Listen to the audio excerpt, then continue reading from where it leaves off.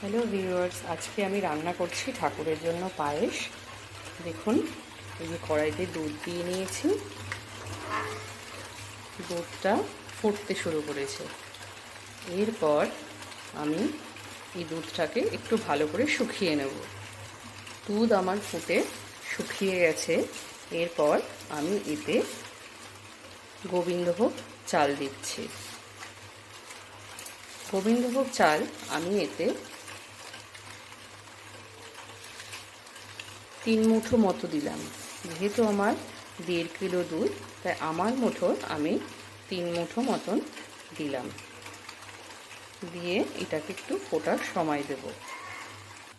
দেখুন, আমার পায়েসের চাল সিদ্ধ হয়ে গেছে। এরপর এতে আমি দেবো পরিমাণ মতো চিনি।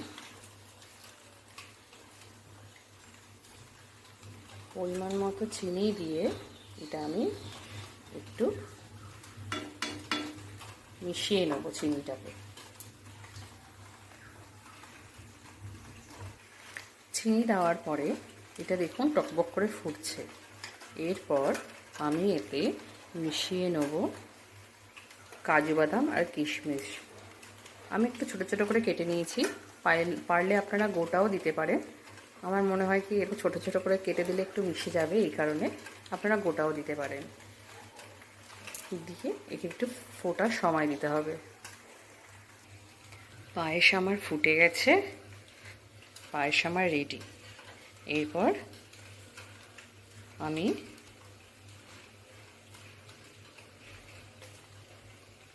গ্যাসটাকে বন্ধ করে দিলাম আস্তে করে। আপনারা এইভাবে ঠাকুরের পায়েস বানাতে পারেন আমার মতো করে। আমার রান্নাটা কমপ্লিট। আজকে আমি আমার ব্লগ এখানেই শেষ করলাম।